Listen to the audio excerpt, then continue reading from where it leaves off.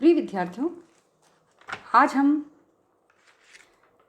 Discuss करेंगे संप्रभुता एवं बहुलवाद पर आधारित कुछ महत्वपूर्ण प्रश्नों पर। इससे पहले हमने संप्रभुता और बहुलवाद पर विस्तार से अध्ययन किया है। पहले वाली जो वीडियोज़ हैं उसमें आपने संप्रभुता और बहुलवाद को बहुत ही अच्छी तरह से समझा होगा। आज हम उससे संबंधित एग्जामिनेशन के पॉइंट ऑफ व्यू से, प्रतियोगी परीक्षाओं के पॉइंट ऑफ व्यू से जो क्वेश्चंस आते हैं उनके आंसर कैसे देने हैं और कितने महत्वपूर्ण हैं उनको डिस्कस करते हैं।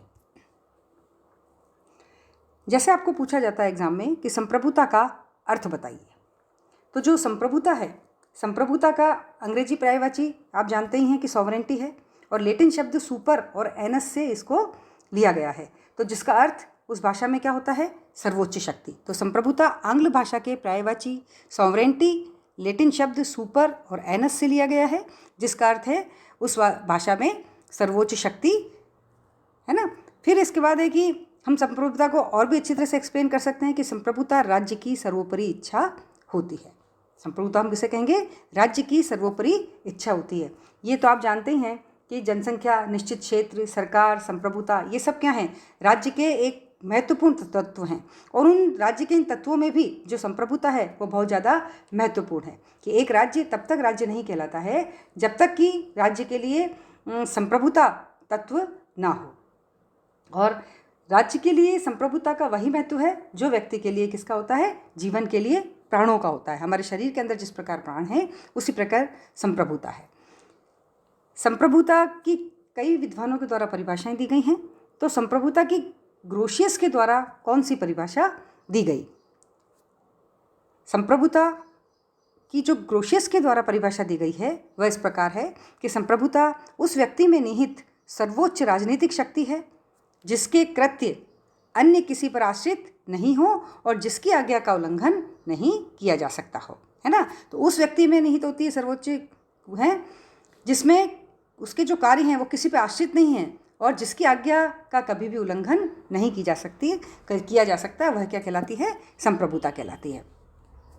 इसी तरह से आपसे पूछा जा सकता है कि जीन बोधा ने कौन सी परिभाषा दी है संप्रभुता की। तो जीन बोधा के द्वारा जो परिभाषा दी गई है वह इस प्रकार है कि संप्रभुता नागरिकों और प्रजाजनों के ऊपर राज्य की वह सर्वोच्च शक्ति है जिस पर कानून का कोई अंकुश ना हो। इन्होंने भी राज्य की सर्वोच्च शक्ति ही बताया है इसको। इसी प्रकार से आप ये देखिए, अगर हम देखें तो डिगविट हैं, बर्गेस हैं, उनकी भी परिभाषाएं हैं। जैसे बर्गेस ने कहा है कि वह व्यक्तिगत रूप से प्रजाजन व उसके समुदायों के ऊपर प्राप्त राज्य की मौलिक, निरपेक्ष व असीमित शक्ति होती है। आपसे प्रश्न ऐसे भी पूछा जा सकता है कि जैसे परिभाषा आपको दे दी गई हो कि संप्रभुता उस व्यक्ति में निहित जो सर्वोच्च राजनीतिक शक्ति है जिसके कृत्य अन्य किसी पर आश्रित न हो, जिसकी आज्ञा का उल्लंघन न किया जा सके, ये किसने लिखा था? तो आप क्या बताएंगे कि ये लिखा है ग्रोशियस ने। तो आपको विद्वान का नाम भी ध्यान होना चाहिए और उस विद्वान ने क्या परिभाषा दी है उसको भी ध्यान में रखना चाहिए, क्योंकि छोटे क्वेश्चंस के अंदर दोनों तरह से इनको पूछा जा सकता है। फिर पूछा जाता है कि संप्रभुता के कितने पक्ष हैं। हम अगर परिभाषाएं देखते हैं ना इनकी, तो परिभाषाओं के आधार पर हमको मालूम पड़ता है कि जो संप्रभुता है उसके दो पक्ष दिखाई देते हैं, एक आंतरिक संप्रभुता और एक बाहरी संप्रभुता, है ना। कि कौन कौन सी संप्रभुताएं बताई हमने, कितने पक्ष हैं, दो, कि आंतरिक संप्रभुता और बाहरी संप्रभुता। देखिए, आंतरिक संप्रभुता हम किसे कहते हैं कि राज्य व्यक्तियों या व्यक्ति समुदायों से उच्चतर होता है, ये तो हम जानते हैं, है ना। और वो अपना निश्चित क्षेत्र के अंतर्गत रहने वाले सभी व्यक्तियों और निश्चित क्षेत्र में स्थित सभी समुदायों और संगठनों को किसी भी प्रकार की आज्ञा दे सकता है, कौन, राज्य, तथा शक्ति के आधार पर उन आज्ञाओं को मनवा भी सकता है ना। तो व्यक्ति या समुदाय द्वारा इन आज्ञाओं के विरुद्ध कोई अन्यत्र कोई भी अपील नहीं की जा सकती, यह है उसकी आंतरिक संप्रभुता। जैसे कि गार्नर कहते भी हैं कि संप्रभुता राज्य के संपूर्ण क्षेत्र में विस्तृत होती है और एक राज्य के अंतर्गत स्थित सभी व्यक्ति और समुदाय उसके अधीन होते हैं।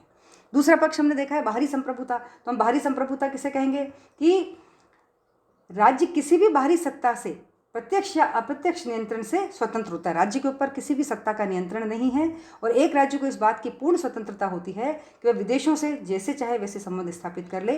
कानूनी दृष्टि से वह मैत्री, युद्ध या तटस्थता, इनमें से किसी को भी मार्ग को वह अपना सकता है। तो आंतरिक संप्रभुता में राज्य आंतरिक रूप से स्वतंत्र है और बाहरी संप्रभुता मीन्स वह बाहर किसी भी विदेशी संधि, समझौता आदि करने के लिए स्वतंत्र है। फिर कहा है कि संप्रभुता के लक्षण बताइए, है ना। छोटे क्वेश्चन के अंदर हालांकि 4 लक्षण ही आपसे पूछे जाते हैं, है ना, क्योंकि 10 या 15 शब्दों का ही वह आंसर लिखना होता है उसमें।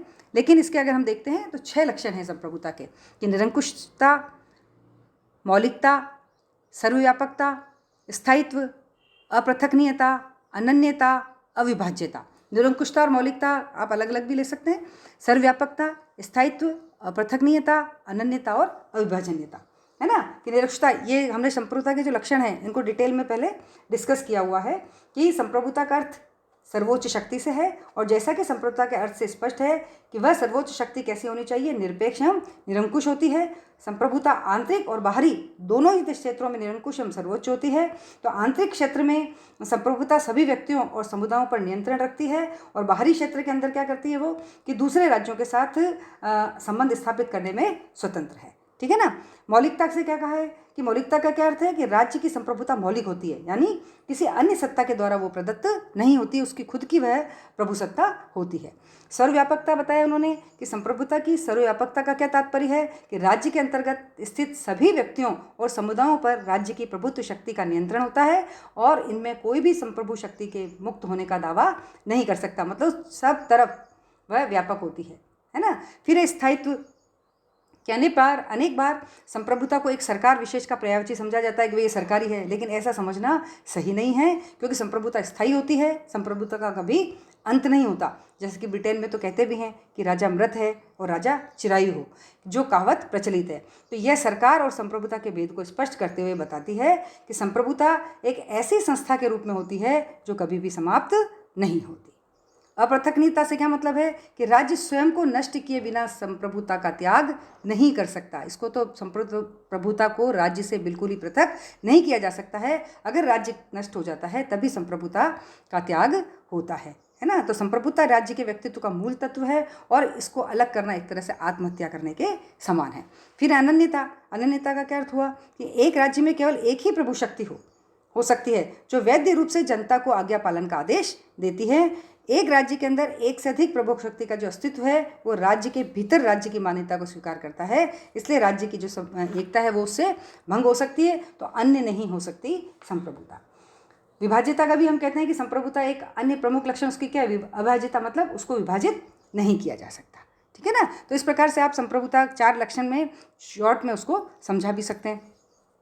संप्रभुता के विविध रूप बताइए कि संप्रभुता कौन कौन सी होती है। एक तो औपचारिक संप्रभुता और वास्तविक संप्रभुता, और दूसरा वैधानिक तथा राजनीतिक स्वतंत्रता। अभी औपचारिक और जिसको हम नाम मात्र की स्वतंत्रता भी कहते हैं, ये एक व्यक्ति या ऐसी इकाई से है जिसके पास सैद्धांतिक दृष्टि से सारी शक्तियाँ निहित होती है, किंतु व्यवहार में इस प्रकार की शक्ति का अपने ही विवेक के आधार पर वो प्रयोग नहीं कर सकता, और व्यवहार में इन शक्तियों का प्रयोग उनके नाम पर कोई अन्य व्यक्ति करता है। जैसे उदाहरण देखते हैं अपन कि इंग्लैंड के जो सम्राट हैं उनके पास औपचारिक व संप्रभु है। इंग्लैंड का सम्राट औपचारिक संप्रभु है। सैद्धांतिक दृष्टि से इंग्लैंड में सम्राट संप्रभु माना जाता है, किंतु वास्तव में जो शक्तियाँ किसके पास होती हैं, पार्लियामेंट और मंत्रिमंडल के, तो जो व्यवहार में सम्राट की संप्रभुता का उपयोग करते हैं। इसी प्रकार से भारत के राष्ट्रपति हैं वो भी औपचारिक संप्रभु है। संसद एवं मंत्रिमंडल जो हैं वो वास्तविक संप्रभु हैं। तो औपचारिक और वास्तविक संप्रभु समझ में आ गए। इंग्लैंड का सम्राट, भारत का राष्ट्रपति औपचारिक में आता है, और वास्तविक संप्रभुता किसके पास है, संसद या मंत्रिमंडल के पास। इसी तरह से वैधानिक तथा राजनीतिक संप्रभुता है। तो वैधानिक संप्रभुता क्या होता है कि एक राज्य के अंदर कानूनों का निर्माण करने और उसका पालन कराने की जो सर्वोच्च शक्ति जिसके पास होती है वो क्या कहलाती है, वैधानिक स्वतंत्र संप्रभुता कहलाती है। और वैधानिक संप्रभुता के ऊपर भी नियंत्रण करने वाली जो शक्ति होती है वो क्या कहलाती है, राजनीतिक संप्रभुता कहलाती है, ठीक है ना। तो राजनीतिक प्रभुसत्ता और वैधानिक प्रभुसत्ता में अंतर बताइए, इसलिए मैं आपको डिटेल यहाँ बताती हूँ कि एक राज्य के अंदर कानूनों का निर्माण करने और उसका पालन कराने की जो सर्वोच्च शक्ति है जिसके पास होती है वो कौन सी संप्रभु है, वो वैधानिक, जो कानून बनाता है ना। इसे न्यायालय भी स्वीकार करता है उन कानूनों को। और वैधानिक संप्रभु की सत्ता पर जो नियंत्रण रखती है वह शक्ति क्या कहलाती है, राजनीतिक संप्रभु कहलाती है। तो ये अंतर भी आपसे पूछा जा सकता है कि राजनीतिक प्रभुसत्ता और वैधानिक प्रभुसत्ता में अंतर बताइए। फिर कहते हैं कि संप्रभुता का अधिवास कहाँ पर, संप्रभुता रहती कहाँ है, ये भी एक बहुत महत्वपूर्ण प्रश्न है। तो क्या कहा गया है कि संप्रभुता राज्य में कहाँ रहती है, अर्थात कौन व्यक्ति या व्यक्ति समूह राज्य की इच्छा को व्यक्त करते हैं, है ना, उसको कहते हैं संप्रभुता का अधिवास। कि संप्रभुता किसके पास है, कौन उसकी को अपनी इच्छा को व्यक्त करते हैं, संप्रभुता को कौन व्यक्त कर रहे हैं, राज्य की इच्छा को कौन व्यक्त कर रहे हैं, वहाँ पर संप्रभुता निवास करती है। जैसे कहा जाता है संप्रभुता का निवास राजा में है, संप्रभुता जनता में निहित होती है ना, और संविधान निर्मात्री सभा में निहित होती है, संहिता विधानमंडल में निहित होती है। तो इस प्रकार से जो संप्रभुता है वो अलग अलग प्रकार के जो राज्य हैं उसमें हम कह सकते हैं, जहाँ पे राजतंत्र तो शासन है वह राजा में है, जहाँ पे लोकतंत्र है वहाँ जनता में है ना, जहाँ संविधान सब कुछ है, तो जो संप्रभुता है वो किस पर निवास करती है, संविधान में निवास करती है। ऑस्टिन ने संप्रभुता के सिद्धांत पर क्या विचार दिए? हमने ऑस्टिन के संप्रभुता के सिद्धांत को डिटेल में पढ़ा था, लेकिन जो शॉर्ट क्वेश्चन इसमें पूछा जाता है कि भाई हम छोटे रूप में ऑस्टिन के संप्रभुता के सिद्धांत पर को कैसे समझा सकते हैं। तो ऑस्टिन कहते हैं कि यदि कोई निश्चित उच्च सत्ताधारी व्यक्ति जो स्वयं किसी उच्च सत्ताधारी की आज्ञा का पालन का व्यस्त नहीं है, उच्च सत्ताधारी व्यक्ति है, उसके ऊपर और कोई नहीं है, किसी समाज के अधिकांश भाग से अपने आदेशों का पालन करवाता है, तो उस समाज में वह उच्च सत्ताधारी व्यक्ति प्रभुत्व शक्ति संपन्न होता है तथा वह समाज उस उच्च सत्ताधारी सहित एक राजनीतिक और स्वतंत्र समाज होता है। ठीक है ना, तो ये परिभाषा आपको उसके अंदर देनी है। वैसे वो कहते हैं ऑस्टिन का शॉर्ट में ये भी कहा गया है कि उच्चतर द्वारा निम्नतर को दिया गया आदेश ही कानून है। कानून के बारे में कहते हैं ना, उच्चतर द्वारा निम्नतर को दिया गया आदेश ही कानून है। फिर आता है कि बहुलवाद क्या है। देखिए, संप्रभुता की विवेचना करते हुए बोदा, हॉब्स, हीगल, ऑस्टिन जितने भी विद्वान हैं उन्होंने संप्रभुता की अद्वैतवादिता का प्रतिपादन किया था, है ना। तो जिसका क्या तात्पर्य होता है कि प्रत्येक राज्य में एक ही संप्रभुता, अद्वैतवादी माने दो नहीं, प्रत्येक राज्य में एक ही संप्रभुता है और सभी व्यक्ति और समुदाय जो है उस संप्रभुता के अधीन होते हैं और यह सर्वोच्च सत्ता किसकी है, राज्य की सत्ता होती है। तो इस धारणा के अनुसार राज्य की यह शक्ति मौलिक, स्थायी, सर्वव्यापी और कैसी है, अविभाजनीय, जो कि हम लक्षण में पढ़ा, और मानव जीवन के सभी पहलुओं का नियमन और नियंत्रण किसके द्वारा होता है, राज्य के द्वारा ही किया जाता है। तो संप्रभुता की जो ये अद्वैतवादी धारणा है कि स्वतंत्र संप्रभुता एक ही है, इसके विरुद्ध एक और विचारधारा का उदय हुआ और वह जो विचारधारा का उदय हुआ उसको हम बोलते हैं बहुलवाद। कि संप्रभुता की अद्वैतवादी की धारणा के विरुद्ध इस विचारधारा का उदय हुआ उसे हम राजनीतिक बहुलवाद कहते हैं। बहुलवाद को संप्रभुता के अद्वैतवादी धारणा के विरुद्ध एक ऐसी प्रतिक्रिया कहा जाता है जो यद्यपि राज्य के अस्तित्व को बनाए रखना चाहती है किंतु राज्य की संप्रभुता का अंत करना शेषकर मानती है। वह यह नहीं मानती है कि राज्य ही संप्रभु हैं। उसका मानना है कि राज्य के अंदर कई समुदाय होते हैं जिसमें जो भी अपनी अपनी शक्ति रखते हैं, है ना। तो बहुलवादी विचारधारा के अनुसार राज्य सत्ता संप्रभु और निरंकुश नहीं है। समाज में विद्यमान अन्य अनेक समुदाय का अस्तित्व राज सत्ता को सीमित कर देता है। व्यक्ति अपनी आवश्यकताओं की पूर्ति के लिए केवल राज्य की ही सदस्यता स्वीकार नहीं करता, राज्य के साथ साथ वो कई समुदायों का भी सदस्य होता है। तो ऐसी स्थिति में एकमात्र राज्य को संपूर्ण सत्ता प्रदान नहीं की जा सकती। ये किसका क्या कहना है, बहुलवाद का, कि राज्य को ही सारी शक्ति प्रदान नहीं की जा सकती। इसके लिए विद्वान हेशियो ने बहुलवाद की देखिए परिभाषा दी है। हेशियो ने क्या लिखा है कि बहुलवादी राज्य एक ऐसा राज्य है जिसमें सत्ता केवल का एक ही स्रोत होता है ना। ऐसा नहीं है कि वो क्या कहते हैं विद्वान हेशियो बहुलवाद की परिभाषा देते हुए क्या कहते हैं कि बहुलवादी राज्य एक ऐसा राज्य है जिसमें सत्ता का केवल एक ही स्रोत नहीं है, यह विभिन्न क्षेत्रों में विभाजनीय है और इसे विभाजित किया जाना चाहिए, है ना। तो ये आपका प्रश्न पूछते हैं कि विद्वान हेशियो ने बहुलवाद की क्या परिभाषा दी। वह कहते हैं कि राज्य जो है केवल एक ही स्रोत नहीं है सत्ता का, उसका विभाजन होता है और उसको विभाजन किया भी जाना चाहिए। फिर कहा है कि बहुलवाद के विकास में कौन कौन से तत्व सहायक हैं। आप 4 की व्याख्या करिए। हैं तो बहुत सारे तत्व जो इसके अंदर सहायक हैं कि जैसे 17वीं, 18वीं, 19वीं सदी में विश्व के अधिकांश राज्यों के द्वारा प्रभुसत्ता के अनियंत्रित रूप को स्वीकार कर लिया गया था, लेकिन प्रभुसत्ता संबंधी उनकी यह मान्यता 20वीं सदी की सामाजिक, आर्थिक और जो राजनीतिक स्थितियाँ थी उसके अनुकूल नहीं थी। अतः अनियंत्रित प्रभुसत्ता का सिद्धांत एक अव्यावहारिक तथा मृत सिद्धांत बन गया और उसके स्थान पर जीवन की बहुमुखी आवश्यकताओं पर आधारित बहुलवादी विचारधारा का जन्म हुआ। और जब बहुलवादी विचारधारा का जन्म हुआ तो उन्होंने कहा कि भाई ऐसे कौन से तत्व हैं जो इसको बढ़ावा दे रहे हैं। एक है हीगल राज्य के विरुद्ध प्रतिक्रिया, है ना। हीगलवादी जो राज्य है उसके विरुद्ध प्रतिक्रिया की आदर्शवादी विचारधारा को जो शिखर पर ले जाते हैं। हीगल ने राज्य को पृथ्वी पर क्या माना, परमेश्वर की अवधारणा के नाम से संबोधित किया है। हीगल ने कहा है कि राज्य पृथ्वी पर परमेश्वर का ही एक अंग है। हीगल एकमात्र राज्य को ही नैतिक और आदर्शात्मक संस्था मानते हैं और राज्य की निरंकुश एवं असीमित प्रभुसत्ता का उपासक होने के कारण अन्य समुदायों के अस्तित्व को स्वीकार नहीं करता।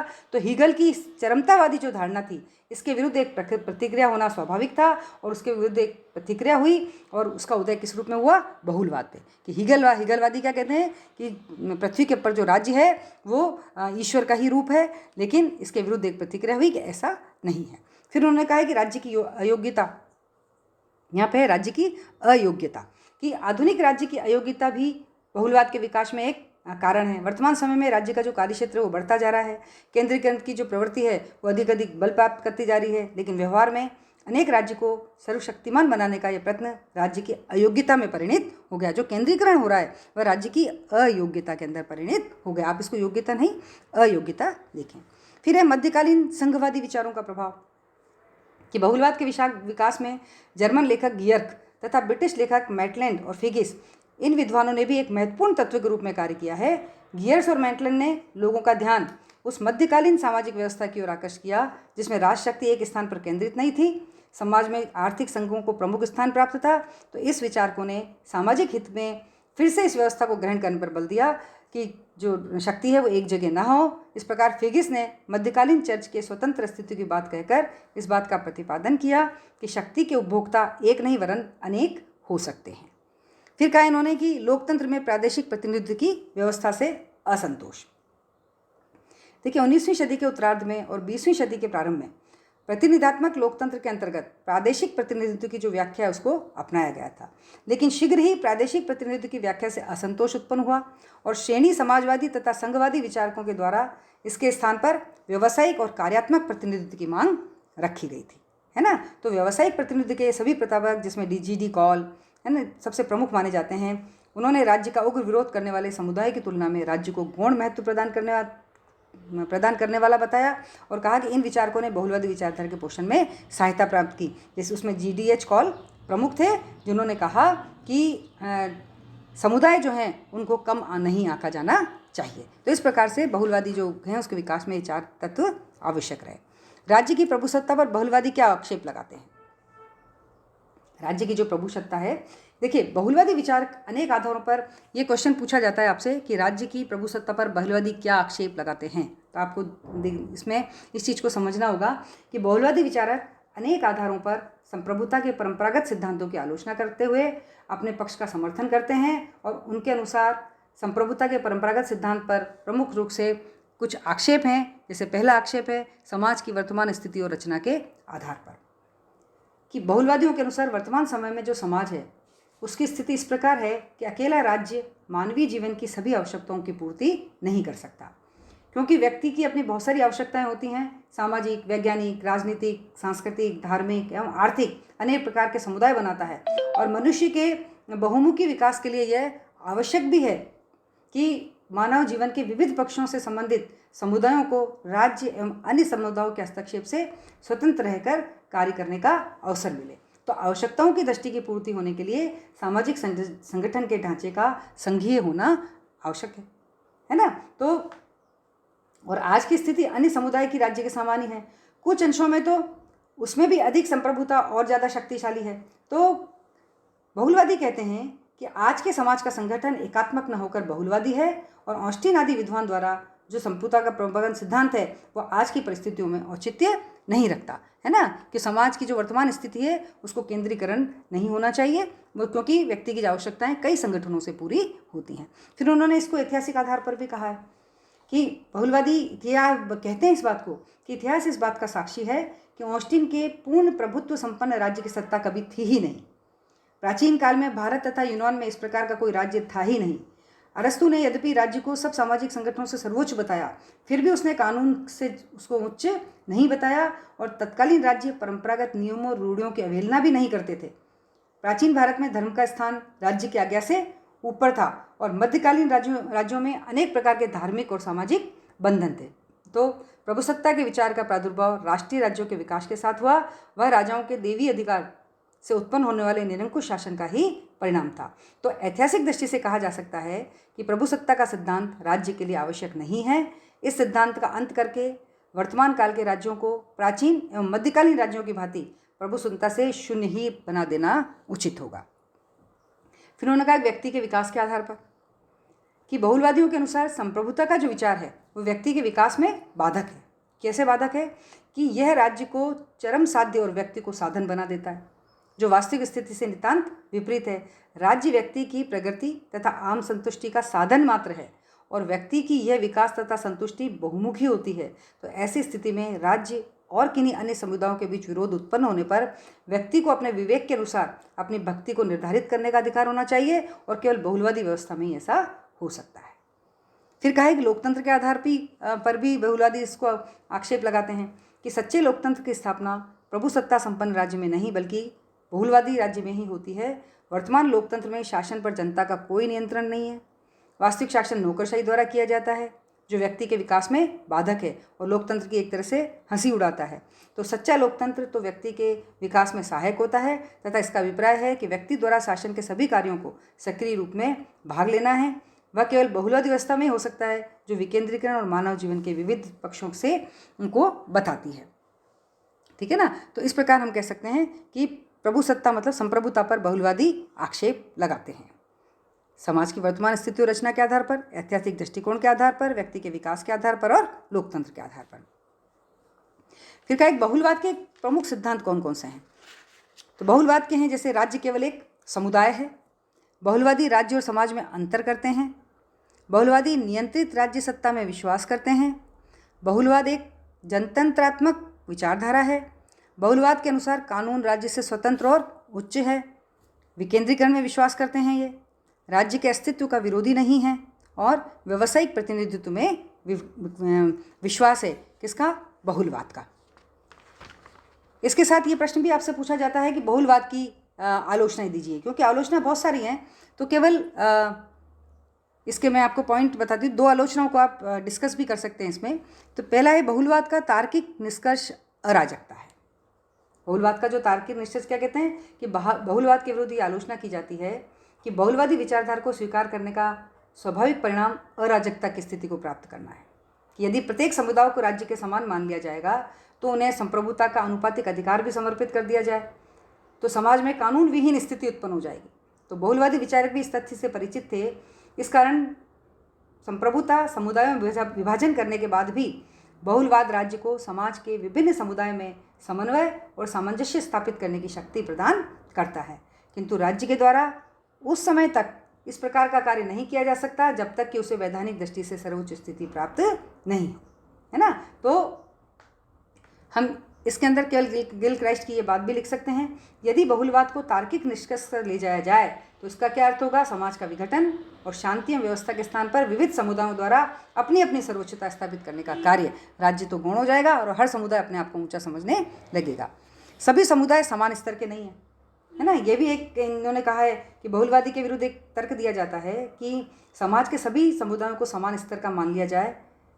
प्रत्येक समुदाय को राज्य के समान मान लेना ये बहुत बड़ी भूल है बहुलवादियों की। अतः राज्य संस्था अपने विशेष कार्यों के कारण उसकी स्थिति अन्य सभी समुदायों से भिन्न और विशेष होती है। ठीक है। तो इसी प्रकार बहुलवाद प्रभुत्व के काल्पनिक और अद्वैतवादी शत्रु पर आक्रमण करता है। बहुलवाद संप्रभुता के क्या करता है? काल्पनिक अद्वैतवादी शत्रु पर आक्रमण करता है। यह भी इसकी एक आलोचना की जाती है। इसको मैं बता देती हूँ आपको डिटेल में कि हीगल को छोड़कर राज्य सत्ता के अन्य किसी भी समर्थक द्वारा ऐसा नहीं किया गया है। बोधा, हॉब्स, रूसो, ऑस्टिन आदि सभी विचारक राज्य की संप्रभुता पर प्राकृतिक, नैतिक तथा व्यावहारिक कुछ न कुछ नियंत्रण अवश्य स्वीकार करते हैं। जैसा कि कॉकर भी कहते हैं कि इनमें से किसी भी लेखक का यह दावा नहीं है कि प्रभुसत्ता की अवज्ञा करना, उसको चुनौती देना, उसकी आलोचना करना या विरोध करना, है ना। और अगर हम ये सब कुछ करते हैं तो ये अनैतिक, तर्कहीन, असामाजिक और अव्यवहारिक है। तो बहुलवादी जिस अद्वैतवादी शत्रु पर प्रहार करते हैं बहुत कुछ सीमा तक वह एक कल्पनात्मक जीव है, वास्तव में उसकी कोई वो है ही नहीं। बहुलवाद अंतर्विरोध से भरा हुआ है कि बहुलवाद में एक से विरुद्ध गंभीर बात ही सबसे बड़ी यही है कि वो खुद ही अंतर्विरोध से भरा हुआ है। सैद्धांतिक रूप से तो राज्य की शक्तियों को कम करता है, है ना, और अन्य समुदायों के साथ समता प्रदान करते हैं, किंतु जब वे व्यवहार पर आते हैं तो ये स्वीकार करते हैं किसी एक संस्था को संप्रभु बनाए बिना राजनीतिक समाज की कल्पना नहीं की जा सकती। इसी तरह से बहुलवादी व्यवस्था में व्यक्ति स्वतंत्र नहीं होगा, राज्य संघों का संघ नहीं हो सकता, है ना, क्योंकि उन्होंने कहा ना अलग अलग समुदाय है उनको सत्ता दे दी जाए, और हम कहते हैं कि राज्य क्या है, इन सभी संघों से मिलकर बना हुआ है ना। ये चीज़ हमने इस चीज़ को डिस्कस किया था कि राज्य संघों का, लेकिन ये क्या कहते हैं कि राज्य संघों का संघ नहीं हो सकता। यह भी इसकी एक आलोचना की जाती है कि ये गलत कहते हैं, कि आलोचकों द्वारा लिंडसे, बारकर और अन्य बहुलवादियों के इस कथन की कटु आलोचना की गई है कि राज्य समुदायों का एक समुदाय है ना। कौन कौन से विद्वान हैं जिन्होंने आलोचना करी? लिंडसे, बारकर और अन्य जो बहुलवादी हैं। तो लिंडसे का विचार है कि राज्य ही एक ऐसा समुदाय है जिसकी सदस्यता अनिवार्य है, जिसके पास दंड प्रदान करने की शक्ति है। लिंडसे ने राज्य में उन गुणों को मानता है जो संप्रभुता के लक्षण है ना, किंतु राज्य को संप्रभुत्व शक्ति का प्रतीक नहीं मानता है। तो वास्तव में यह दृष्टिकोण विवेकपूर्ण नहीं है कि राज्य संघों का संघ नहीं हो सकता। राज्य और अन्य समुदाय की स्थिति में आधारभूत अंतर है, जबकि अन्य समुदायों का संबंध मनुष्य के किसी विशेष हित के साथ होता है और राज्य का संबंध उनके सर्वमान्य या व्यापक हितों के साथ ही होता है। तो इस कारण राज्य के अतिरिक्त अन्य कोई समुदाय मनुष्य के पूर्ण व्यक्तित्व का प्रतीक होने का दावा नहीं कर सकता, है ना। इसके अलावा भी हम बहुत सारी इसकी आलोचनाएं दे सकते हैं, लेकिन शॉर्ट में आप इतनी बात के लिए पर्याप्त है। History of political thought in recent times, यह पुस्तक किसने लिखी? देखिए, संप्रभु राज्य के विरुद्ध एक सामूहिक प्रतिक्रिया होते हुए भी बहुलवादी विचारधारा को स्वीकार नहीं किया जाता। तो मेरियम और बॉन्स ने अपनी पुस्तक history of political thought in recent times में लिखा है कि बहुलवादियों के विरोध के बावजूद न तो राज्य के संप्रभुता के सिद्धांत का त्याग किया गया है और न ही इसका त्याग किया जा सकता है। यह मेरियम और बॉन्स ने अपनी पुस्तक history of political thought in recent times में लिखा था। आपसे ये भी पूछा जा सकता है कि ये पुस्तक किसने लिखी? आपसे ये भी पूछा जा सकता है कि मेरियम और बॉन्स की पुस्तक का नाम बताइए, है ना। दोनों तरह से इसको बताया जा सकता है। फिर कि मिस फॉलेट ने बहुलवाद के गुणों के संबंध में क्या लिखा है, कि बहुलवाद की हमने आलोचना की है, लेकिन आलोचना के बावजूद भी इसका अपना एक महत्व है, क्योंकि मिस फॉलेट लिखते हैं, बहुलवादी वर्तमान राज्य की सर्वोच्चता के अधिकार को नष्ट करते हैं, वे संघों के महत्व को स्वीकार करते हैं और उन्हें मान्यता प्रदान करते हैं। वह अपने कार्यक्षेत्र के संबंध में स्वायत्तता देने की आवश्यकता का प्रतिपादन करते हैं और वे स्थानीय जीवन को पुनर्स्थापित करने के पक्ष में है ना। तो राज सत्ता के खंडित स्वरूप तथा संघों के महत्व का एक अतिरंजित चित्र प्रस्तुत करने पर भी बहुलवादी दर्शन में सत्य का कुछ अंश है, जिसको फॉलेट ने बताया है कि है ना, कि वे राज्य की सर्वोच्चता के अधिकार को नष्ट करते हैं, वे संघों के महत्व को स्वीकार करते हैं और उन्हें मान्यता प्रदान करते हैं। तो इस प्रकार हमने संप्रभुता और बहुलवाद पर जो छोटे महत्वपूर्ण प्रश्न पूछे जा सकते हैं उसके बारे में डिस्कस किया था। अब हम अगले वीडियो में करेंगे लोकतंत्र और अधिनायक तंत्र पर कौन कौन से क्वेश्चन बनते हैं। धन्यवाद।